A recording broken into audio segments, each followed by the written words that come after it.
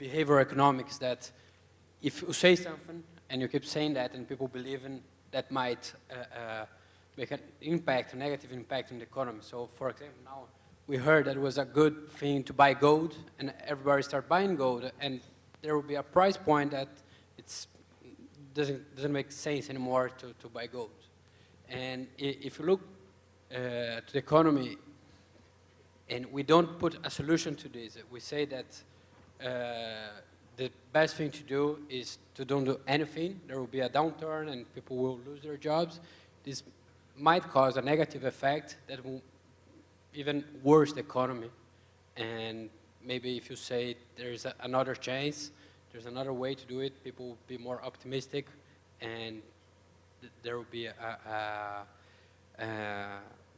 short end. And on the same way, when you see a global economy and with much more difficulties to predict than only for a country or an island, and as we talked before about the people buying dollars in US to lend in Brazil because have a much higher interest rate, and this doesn't make the same effect as Keynes would predict when he thought about that in 1929.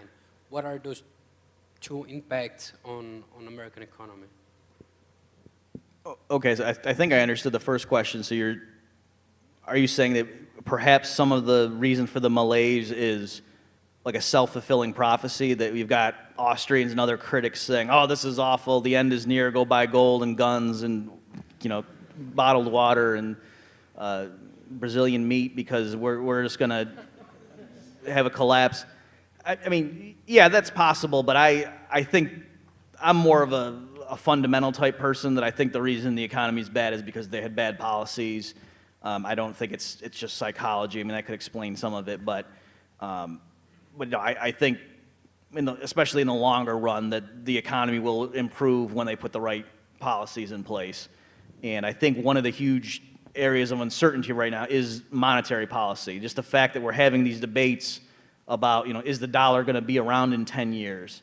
I mean, that if you're a business person in the United States, you know, it's hard for you to plan. Like, should I open a new factory if you're not even sure what the currency is going to be in 10 years? And so I think it's things like that that a lot of the Keynesians don't understand.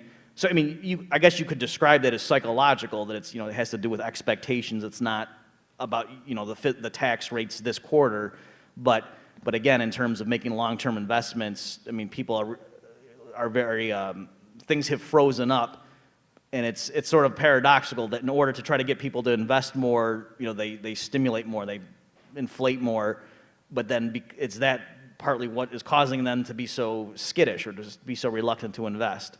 So did I answer your question, or at least one of them? Yes. The other one, it's about, you know, the carry trade effects that's going on, or even the capital controls and the other things, like the governments are doing diverse things, and that's not contributing to any policy at all. Yeah, so here, I mean, I like to blame Bernanke for everything. So like if I miss my flight tomorrow, it's going to be Bernanke's fault. But I don't know whether it would be political. I'm a bit, what I don't like, I'm sort of embarrassed when what's happening, and I think, so a lot of countries, I think Brazil, they're going to the IMF and saying, can we institute capital controls, because look at these Americans, they're printing dollars like crazy.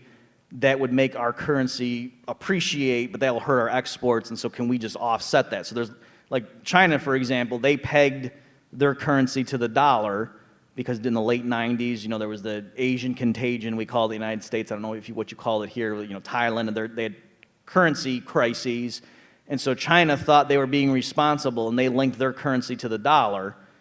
And if you look at the exchange rate of the Chinese currency versus the US dollar, it's very flat for several years there. And so there's like they had a dollar standard instead of a gold standard. And then now the US is printing a bunch of money, and so naturally the Chinese currency would tend to appreciate, and they're not letting it. And so the Americans are mad at the Chinese for manipulating their currency.